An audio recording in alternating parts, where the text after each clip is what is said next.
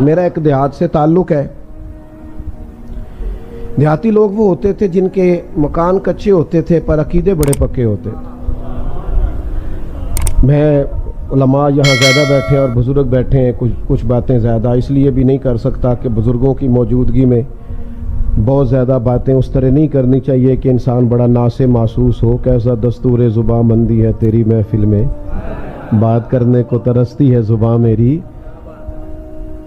اب تو چیزیں آ گئی محفلوں میں, مجلسوں میں, سٹیٹس لگانے میں. وہ جو پیار کا خلوص تھا نا, میرے ابا جی بڑی عید پہ چاول لائے گھر میں, کٹھے لے آئے. وہ بڑے اچھے چاول تھے, تو وہ خواتین پاس کرتی تھیں اکثر گھروں میں چاول, پہلے سیمپل آتا تھا.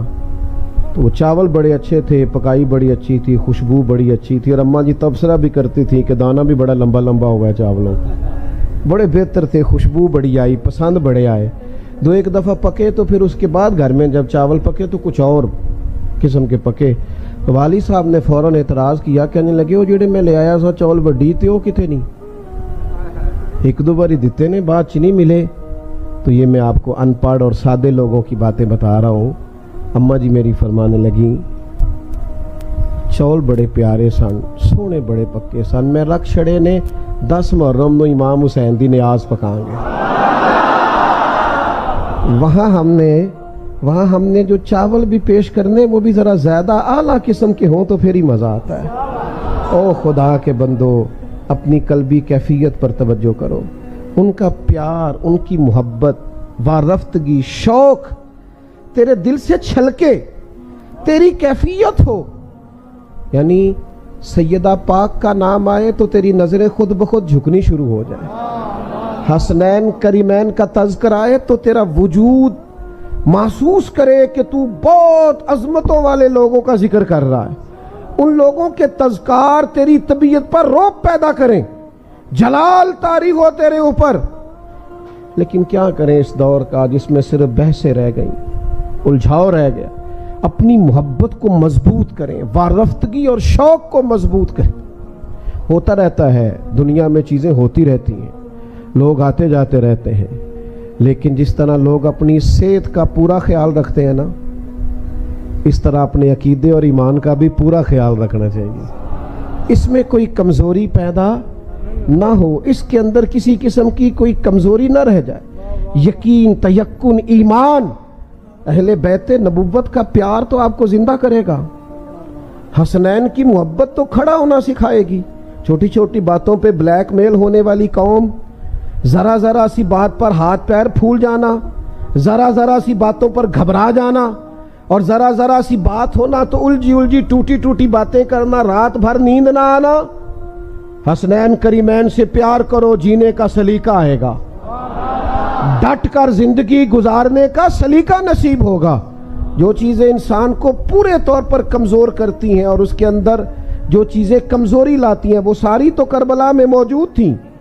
خود محبوب کریم علیہ السلام کا فرمان ہے, اولاد آدمی کو کمزور کر دیتی ہے.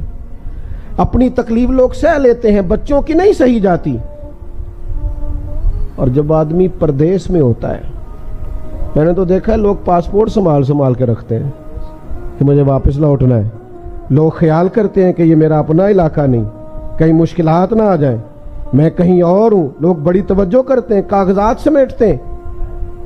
پردیس بھی ہے, اور انشاءاللہ پردیسی کوئی بھی نہ تھی وے, اور پھر بچوں کا ساتھ بھی ہے, پھر بھوک اور پیاس بھی ہے, پھر شدت کی گرمی بھی ہے. لیکن کمال ہے نا حسین ابن علی کا. کمزور پڑ جانے والوں, اور ذرا ذرا سی بات پہ غربت کے رونا, اور جب بھی ڈسکس کرنا اپنے آپ کو مظلوم ثابت کرنا, اس طرح بھی قومیں کبھی کھڑی ہوتی ہیں. حضرت سیدنا امام علی مقام اتنے سارے لوگوں کی شہادتوں کے بعد بھی جب میدان میں نکلے تو پوری ساج دھج سے, یعنی امامہ باندھ کے, یعنی لباس زیب تن کر کے, یعنی تلوار تھام کے, اور جب وہ گھوڑے پہ آئے ہیں تو ان کا باکپن اسی عروج پہ تھا جو رنگ میدانوں میں رسول پاک نے اپنے صحابہ کو سکھایا تھا. تیسری گزارش آپ کی خدمت میں یہ کریں, ایک تو ان سے پیار کریں, دوسرا ان سے جینا سیکھیں, تیسری بات یہ ہے کہ انقلاب سویرے نہیں آ جایا کرتا، حالات صبح محنت کر کے شام کو بدل نہیں جاتے۔ یہ جو ہمارے نوجوان بڑی جلدی نتیجہ مانگتے ہیں نا، فٹافٹ ٹھیک ہونا چاہیے، اور چونکہ ہمارا تو صوفیاء سے تعلق ہے نا، تو وہ جو آدمی پورا 6 مہینے نمازیں پڑھ لیتا ہے نا جماعت سے، پھر وہ ولایت بھی تلاش کرنے لگ جاتا ہے۔ وہ کہتے ہیں اتنی ساری تسبیحات تو پڑھ لی ہیں، تو ابھی تک میرے اوپر بڑی ساری چیزیں منکشف کیوں نہیں ہوئی، راز کیوں نہیں کھلے؟ او بھائی ادھر دیکھیں میری طرف، جتنے انبیاء دنیا میں آئے سارے کامیاب ہو کے گئے، سارے انبیاء، لیکن کسی کا کلمہ 100 لوگوں نے پڑھا ہے، کسی کا 150 لوگوں نے پڑھا ہے، نبی کامیاب گئے، اس لیے کہ جو ڈیوٹی اللہ نے لگائی تھی وہ ڈیوٹی انہوں نے پوری سر انجام دی۔ ڈیوٹی کرنا ذمہ داری ہے، رزلٹ نہ اپنی مرضی کا مانگے۔ جو بندہ اپنی مرضی کا رزلٹ مانگتا ہے وہ کمزور ہو جاتا ہے۔ آپ اپنی ڈیوٹی کریں اور پھر ڈیوٹی کر کے نتیجہ اپنے رب پہ چھوڑ دیں، محنت میں کمی نہ کریں۔ یہی امام علی مقام کا پیغام ہے۔ امام حسین شہید ہو گئے تو اگلی صبح یزید کا تختہ نہیں الٹ گیا تھا۔ امام علی مقام کی شہادت کے تیسرے دن حکومت نہیں ٹوٹی تھی، وہ تو 4 سال حکمران رہا، لیکن پھر اس طرح اترا ہے کہ لوگ ذرا نام بھی لیتے ہیں تو ڈر ڈر کے سہم کے لیتے ہیں۔ پھر اس طرح اترا ہے کہ وہ ہمیشہ کے لیے اتر گیا۔ نظریے غالب آیا کرتے ہیں، کچھ وقت کے لیے بعض اوقات کچھ لوگوں کا غلبہ ہوتا ہے، لیکن ہمیشہ کے لیے غالب سچ اور حق رہتا ہے۔ سیدنا امام حسین رضی اللہ تعالیٰ عنہ نے شہادت دی، لیکن وقتی طور پر وہ حکمران رہا، پر قیامت تک جو حکومت ملی ہے وہ حسین ابن علی کو ملی ہے، اور آپ ہی کی حکومت رہے گی۔ لوگ کئی دفعہ سوال پوچھتے ہیں، اتنی مسجدیں ہیں جی ملک میں، اتنے لوگ تبلیغ کرنے والے ہیں جی، اتنے لوگ ہیں جی، اتنا کام ہو رہا ہے، اتنی مساجد ہیں، اتنے مدرسے ہیں، انقلاب کیوں نہیں آ رہا؟ تو میں کہا کرتا ہوں آپ نے گن کے بتایا نا ماشاءاللہ کافی ہیں، تو یہ بھی تو انقلاب ہی ہے نا۔ یہ اتنے لوگ آپ کو نظر آتے ہیں۔ مجھ سے ایک دفعہ ایک صاحب نے پوچھ لیا کہ علماء جو محنت کر رہے ہیں اس کا نتیجہ کیا ہے؟ میں نے کہا آپ کی تو کئی ساری سرکاری اسامیاں خالی ہیں، اور ہمارا حال یہ ہے کہ رمضان میں ہو سکتا ہے کسی حافظ کو قرآن سنانے کے لیے مسجد نہ ملے، یہ نہیں ہو سکتا کسی مسجد کو حافظ نہ ملے۔ تو کام تو ہو رہا ہے، دین کام تو ہو رہا ہے۔ میرے عزیز کمزور نہیں پڑے، نتیجہ اللہ پہ چھوڑے۔ چوتھی بات سنیں، جو اہل فضل ہوتے ہیں نا، ان کا فضل، ان کی عزتیں یہ اللہ تعالیٰ کے فیصلہ کرم پر مبنی ہوتی ہیں۔ یہ شانیں لوگوں کی دی ہوئی نہیں ہوتی۔ لوگوں کا اپنا مزاج ہوتا ہے، اپنی طبیعت ہوتی ہے، اور ہم جس زمانے میں رہتے ہیں اس زمانے میں تو ہر آدمی کا، چونکہ ہم جمہوری ملک میں رہتے ہیں، ہر آدمی کا سوچنے کا اینگل بھی اپنا ہے، اپنے حساب سے لوگ سوچتے ہیں۔ اور آپ کسی کی تعریف کر کے دیکھیں کسی کے سامنے، وہ کہے گا یار ساری باتیں ٹھیک ہیں، 99 ٹھیک ہیں، پر وہ ہنسا نہیں میری مرضی کے حساب سے۔ اگر یہ وہ بھائی ایک آدھ کمی تو ویسے بھی رہ جائے گی، انسان ہے، ہمارا مزاج ہوتا ہے۔ یہ مت سمجھا کریں کبھی بھی کہ غلبہ ادھر زیادہ ہو گیا ہے، کثرت ادھر، ہمیشہ کثرت صداقت کی دلیل نہیں ہوتی، اس کو اچھی طرح سمجھ لیں۔ اللہ تعالیٰ جن لوگوں کو اپنے فضل سے بلندیاں عطا کرتا ہے وہ بہرحال ہمیشہ بلند رہتے ہیں۔ اہل فضل کی قدر اپنے دلوں میں ہمیشہ قائم رکھیں۔ حضرت امام علی مقام رضی اللہ تعالیٰ عنہ کے بعد کتنے حکمران آئے؟ ہم سادے لوگ ہیں، شاید ہم سب کے نام نہ بتا سکیں، لیکن امام حسین کے بعد امام زین العابدین کا نام ساری دنیا جانتی ہے۔ ان کے قریب بیٹھنے والوں میں حضرت حسن بصری کا نام سارا زمانہ جانتا ہے۔ حکومتیں آتی جاتی رہتی ہیں، وقت اقتدار کئی دفعہ بڑا لطف دیتا ہے، اور لوگ جب بات کرتے ہیں تو بڑی پھیل کے کرتے ہیں، اور جب گفتگو کرتے ہیں تو ان کا لب و لہجہ ان کے حاکمانہ انداز کی گواہی دے رہا ہوتا ہے۔ لیکن دنیا میں غالب نظریات ہوا کرتے ہیں، سچائیاں غالب ہوتی ہیں، ایک ترتیب ہوتی ہے حق کہنے والوں کی۔ وقت کا حکمران بھی طواف کعبہ کر رہا تھا، امام زین العابدین بھی کر رہے تھے، فرزق شاعر بھی اسی طواف میں موجود تھا، تو اس نے جب دیکھا نا لوگوں کا زیادہ رجحان تو امام زین العابدین کی طرف ہے، تو فرزق کو بلا کے کہنے لگا یہ بندے گنو جو زیادہ ادھر توجہ کرتے ہیں اور میری طرف نہیں دیکھتے، ان کا بعد میں کچھ علاج کرنا ہے، بندے گن لیتے ہیں نا، نہیں پتہ آپ کو؟ الیکشن کے دنوں میں پتہ کر لیتے ہیں کس کس گلی نے ووٹ نہیں دیے، اگلی بھی بن گئی، اس سے اگلی بھی بن گئی، بیچ والی رہ گئی، انہوں نے ووٹ نہیں دیے تھے، انہوں نے جلسہ نہیں کرایا۔ اس نے کہا یہ سب لوگوں کا ادھر رجحان ہے، حالانکہ حکمران میں ہوں۔ تو بڑا سیانہ تھا وہ شاعر، بازو تھام کے بادشاہ کا ہلا کے کہنے لگا تو لوگوں کی چھوڑ، مجھے تو یوں لگتا ہے جدھر جدھر امام زین العابدین مڑتے حجر اسود کا رخ بھی ادھر ہی ہوتا چلا جائے۔ تو یہ جو خدائی انعام ہے ان کا تو کیا کرے گا؟ یہ جو اللہ کی دی ہوئی شان ہے اس کا تو کیا کرے؟ جو اللہ تبارک و تعالی محض اپنے فضل سے کسی کو انعام دیتا اس میں تو کیسے دخل دے گا؟ دوستو یاد رکھنا، کچھ چیزیں ایسی ہوتی ہیں جو محض اللہ کا فضل ہوتی ہیں۔ بعد میں لوگ کہہ دیتے ہیں میں نے بڑی محنت کی، میں نے بڑی جدوجہد، محنتی تو اور بھی بڑے تھے، تجھ پر فضل ہو گیا ہے تو اب ذرا جھکنا سیکھ، اب تو نہ واپس آنا سیکھ۔ اگر دیکھیں نا بہت سارے لوگ ایسے ہوتے ہیں، بہت سارے لوگ بڑے باصلاحیت، لیکن اللہ تعالیٰ کی شان ہوتی ہے اس نے کس کو کس انداز میں کب نوازنا ہے، یہ اس کا ارادہ کرم ہے۔ باتیں چونکہ عرض کیا تھا زیادہ نہیں کرنی، بات سمیٹنے کی طرف آ رہا ہوں۔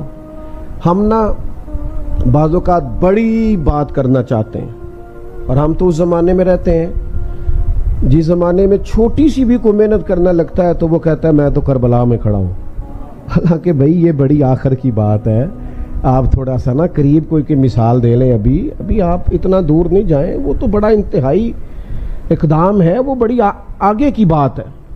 ہر آدمی، میں اکثر کہتا ہوں کہ جب کربلائیں سجیں گی تو انشاءاللہ تعالیٰ اسوہ حسینی پر عمل کرنے والے سینکڑوں مسلمان میدان میں ہوں گے، اور وہ وقت آتا رہا ہے دوبارہ بھی آئے گا، تو انشاءاللہ میدان میں ہوں گے، لیکن جو امام علی مقام نے ہمارے سامنے عام لوگوں کے سامنے سیدھ رکھی ہے اس پر تو عمل کریں۔ جلدی سے چند ایک باتیں عرض کرتا ہوں جلدی سے۔ نبی پاک علیہ السلام اور حضور کی اولاد کا جو فقر ہے وہ فقر اختیاری ہے۔ محبوب تو مالک ہیں اور خود فرماتے ہیں اللہ نے مجھے اختیار دیا ہے، چاہوں تو نبی اور بادشاہ بن جاؤں، لیکن یہ حضور نے دعا مانگی اللہ کی بارگاہ میں، اے اللہ ایک وقت روٹی دینا اور ایک وقت فاقہ دینا۔ صرف میٹھا ہی کھانا سنت نہیں، فاقہ کرنا بھی سنت ہے۔ اللہ سے دعا مانگی، ہر بندہ اپنی اولاد کے لیے پیسے ڈھونڈ رہا ہے اور محبوب نے تو ایک وقت کا فاقہ مانگا ہے۔ یہ بھی تو ذرا دیکھیں نا، اس پر بھی تو ذرا غور کریں نا میرے عزیز۔ لوگ کہتے ہیں جناب 3 دن تک بھوکے پیاسے رہے، یہ کیسے ہو سکتا ہے؟ تو میں نے کہا آپ امام راضی کو پڑھیں، 3 دن روزہ رکھا ہے تمام اہل بیت نے، اور تینوں دن جب افطار کا وقت آیا تو دروازے پر فقیر آیا ہے اور کھانا اٹھا کے دے دیا ہے، تو جن کی ماں 7-8 سال کی عمروں میں ہی تربیت کرے 3 دن بھوکے پیاسے رہنے کی، ان کے لیے پھر میدانوں میں 3 دن بھوکے پیاسا رہنا مشکل ہے؟ یہ ان کے لیے مشکل ہوتا ہے جن کے دائیں بائیں 2 اے سی چل رہے ہوتے ہیں، ان کے لیے مشکلات ہوتی ہیں جن کے ٹیشو پیپر پکڑنے کے لیے بھی 4 لوگ کھڑے ہوتے ہیں، ان کے لیے مشکلات ہوتی ہیں صاحب جن کی بچپن سے تیاری ہو اور جن کو بھوک کاٹنا آتا ہو۔ آپ پڑھ لیں سیرت کی ساری کتابیں جو سیدہ پاک پر اہل بیت نبوت پر لکھی گئی ہیں، عجیب ہیں، انفرادی ہیں لکھنے والے بھی۔ حضور کے کاشانہ نور کا انداز لکھتے ہیں تو سارے لکھتے ہیں کہ مہینہ مہینہ چولہا نہیں جلا، اور سیدہ عائشہ صدیقہ رضی اللہ تعالیٰ عنہ فرماتی ہیں کئی چاند گزر گئے ہم نے چولہا نہیں جلایا، کھجور پانی پہ گزارا۔ یہ بھی سارے سیرت نگار ہی لکھیں گے، اور چند صفحے چھوڑ کے یہ بھی سارے لکھیں گے کہ گھر میں مہینہ مہینہ چولہا نہیں جلا، پر جو دروازے پہ آیا ہے اسے جھولی بھر کے عطا فرمایا۔ یہ بھی انداز اپنائیے، ہمارے پاس جو ہے وہ صرف ہمارے لیے ہے، حالانکہ نبی کریم نے فرمایا 2 کا کھانا ہے تو 3 کھا لو، 3 کا ہے تو 4 کھا لو۔ صرف حکمرانوں کا رونا روئیں کہ وہ غریب کی مدد نہیں کرتے۔ یہاں جو جس گاؤں میں جس محلے میں مالدار ہوتا ہے فوراً مکان بدلتا ہے اور وہاں چلا جاتا ہے جہاں سارے امیر ہی رہتے ہیں، پھر جب اسے غریب دکھائی کوئی نہیں دیتا تو درد کیسے غریبوں کا ہوگا؟ میرے عزیز یہ اہل بیت نبوت سے سیکھیں، سادگی میں رہنا، تھوڑے پہ گزارا کرنا، اور اس کے باوجود اللہ کے بندوں کو دینا، اور پھر سیکھو نا میرے محبوب کی اولاد سے مسلوں کو آباد کرنا، اللہ کے حضور حاضری دینا، عبادات کرنا۔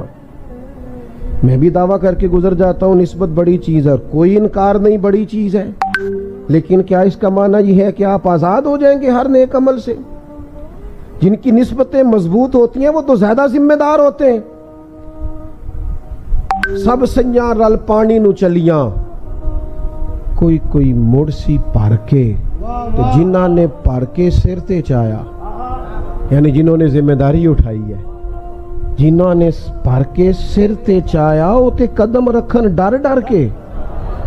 آپ کی نسبت زیادہ مضبوط ہے تو آپ کو تو حساس ہونا چاہیے تھا، مستحبات کے معاملے میں بھی آپ کو مضبوط ہونا چاہیے، اور آپ آزادی کی بات کر رہے ہیں۔ 9-10 محرم کی درمیانی رات ابن زیاد نے کہا حسین ابن علی دو ہی باتیں ہیں، یا بیعت ہوگی یا جنگ ہوگی، تو امام نے فرمایا صبح بتائیں گے۔ حضرت عباس عرض کرنے لگے بھائی جان آپ کا فیصلہ تو مجھے پتہ ہی ہے، تو صبح بتانے کا کیا مطلب ہوا؟ ابھی بتا دیتے کہ ہمیں بیعت نہیں کرنا، جنگ ہی کرنا ہے۔ تو امام فرمانے لگے عباس صاحب کا کیا خیال ہے؟ سوچنے کے لیے ٹائم مانگا ہے؟ کہا حضور پھر کس لیے؟ تو نوجوانوں یہ آپ نے یاد رکھنا ہے۔ امام فرمانے لگے عباس تجھے پتہ ہے نا حسین کو سجدوں سے بڑا پیار ہے، سجدوں سے بڑا پیار۔ اللہ کرے اس قوم کو سجدوں سے بھی پیار ہو، تلاوت قرآن مجید کی بھی انہیں لذت نصیب ہو۔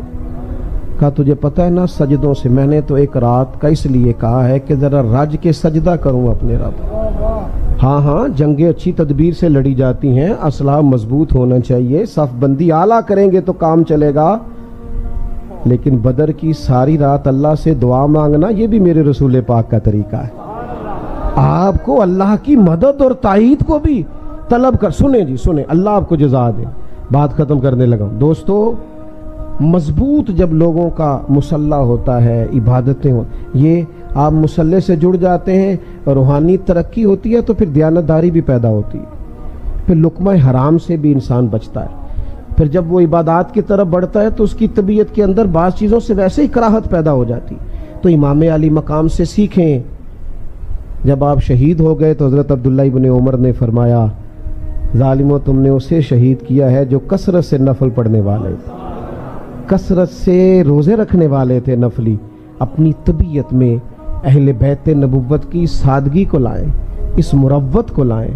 اور پھر آخری بات یہ ہے کہ یزید فاسق و فاجر تھا، تو امام علی مقام نے فرمایا سب کچھ کٹ سکتا ہے، ظالم کا ساتھ نہیں دیا جا سکتا۔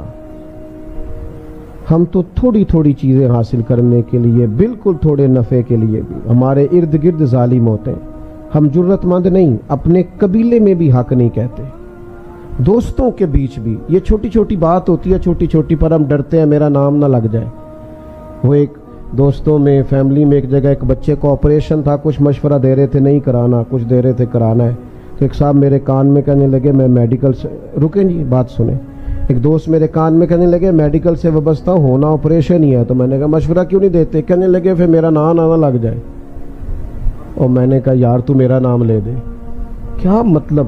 حدیث پاک میں موجود ہے، سرور کائنات علیہ السلام نے فرمایا ہے اللہ تعالیٰ قیامت کے دن ایک شخص سے کہے گا فلاں جگہ حق بات کہنی تھی تو نے کیوں نہیں کہی؟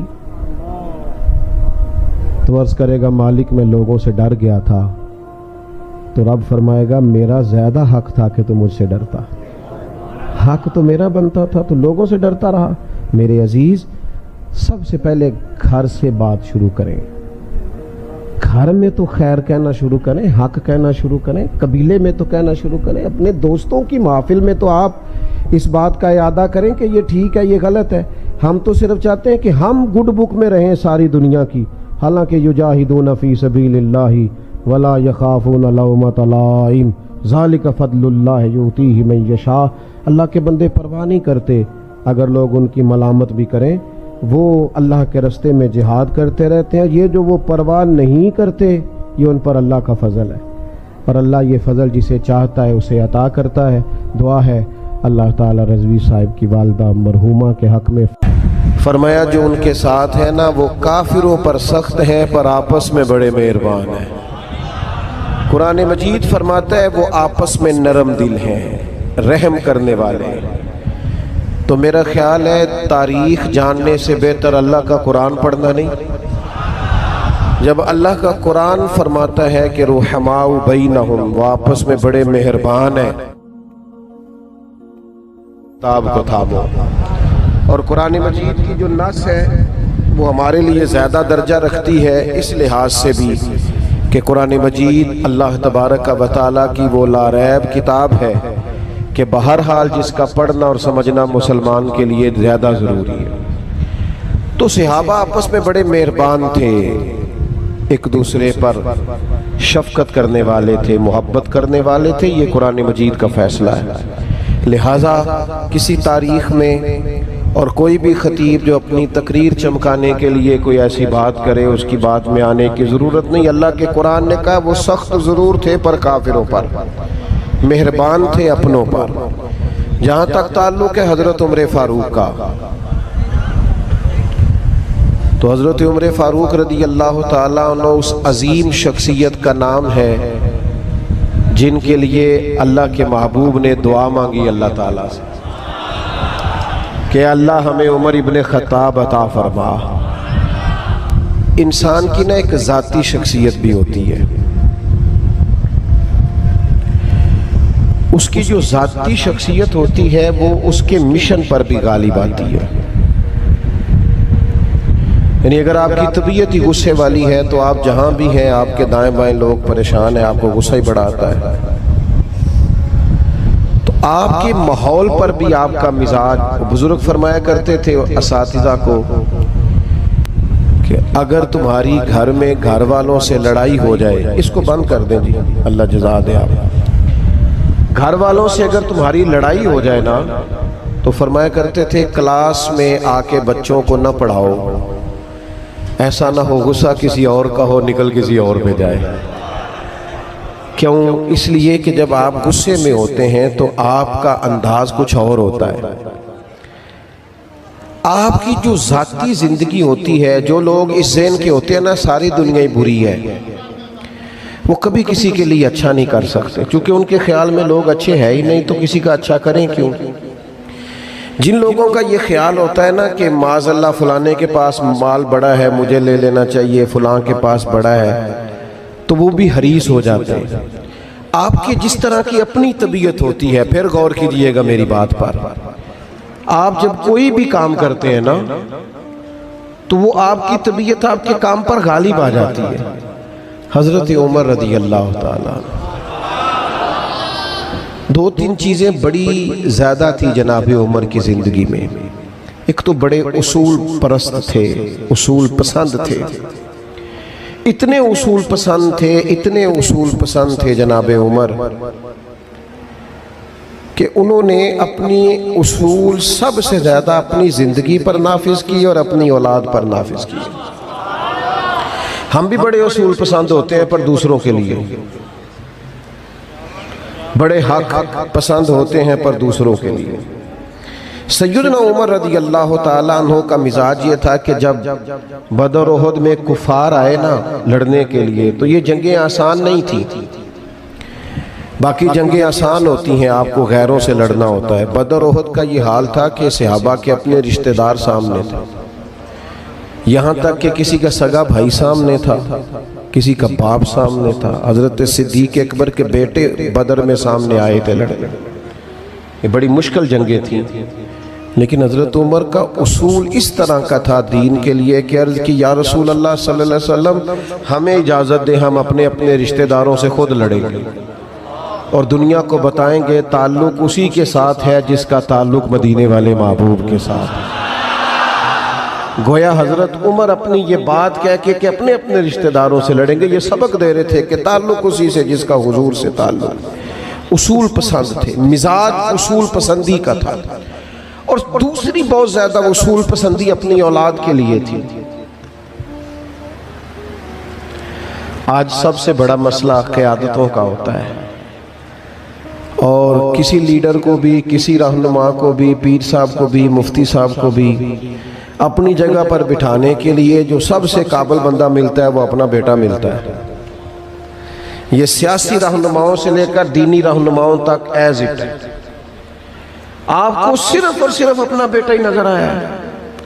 حضرت عمر کے بیٹے حضرت عبداللہ ابن عمر رضی اللہ تعالیٰ عنہ، جنہیں نبی کریم نے کہا یہ نیک آدمی ہے۔ حضرت عبداللہ ابن عمر رضی اللہ تعالیٰ عنہ صحابہ میں حج کے مسائل سب سے زیادہ حضرت عبداللہ ابن عمر جانتے تھے، اور بڑے بڑے اصحاب فتویٰ بھی ان سے رائے لیتے تھے مسائل حج میں، عالم تھے، احادیث روایت کرنے والوں میں بڑا نام ہے۔ لیکن حضرت عمر نے منع کیا، فرمایا میرے بعد جب خلافت کا مشورہ ہو رہا ہونا، ایک تو یہ ہے کہ اپنے بعد اپنے بیٹے کو خلیفہ بناؤں، نائب بناؤں، جانشین بناؤں، یہ اصول پسندی دیکھیے۔ فرمایا جب خلافت کا مشورہ بھی ہو رہا ہونا تو میرے بیٹے کو مشورے میں بھی شامل نہ کرنا، اس سے تم نے رائے بھی نہیں لینی، اس لیے کہ یہ میرے بعد 6 رکنی شورا کے ذمے ہے کہ وہ کس کو لاتے ہیں، کس کو بناتے ہیں۔ رائے بھی نہیں لو، آپ سمجھے نا، اصول دوسروں کے لیے، قاعدے دوسروں کے لیے، تقاریب دوسروں کے لیے، ضابطے دوسروں کے لیے۔ حضرت عمر کے صاحبزادے گئے تجارت کرنے کے لیے دوسرے ملک، اور بھی کافی سارے لوگ مدینہ شریف سے گئے، لیکن جناب عمر کے بیٹے کو نفع زیادہ ہوا۔ تو آپ نے اپنے بیٹے سے پوچھا کہ باقی تو اتنا نفع کما کے لائے، تجھے کیسے زیادہ ہو گیا؟ میں بہت بڑی بات کر رہا ہوں، اگر آپ کی سمجھ میں آئے۔ ترازو سب کی جیبوں میں ہے، پر دوسروں کی اولادوں کے لیے ہاں ماپتے تولتے پرکھتے ہیں، پر دوسروں کے بچوں کو نہ ادھر ادھر کی تو بات کر، یہ بتا کہ قافلہ کیوں لٹا۔ مجھے رہزنی سے غرض نہیں، پر تیری رہبری کا سوال ہے۔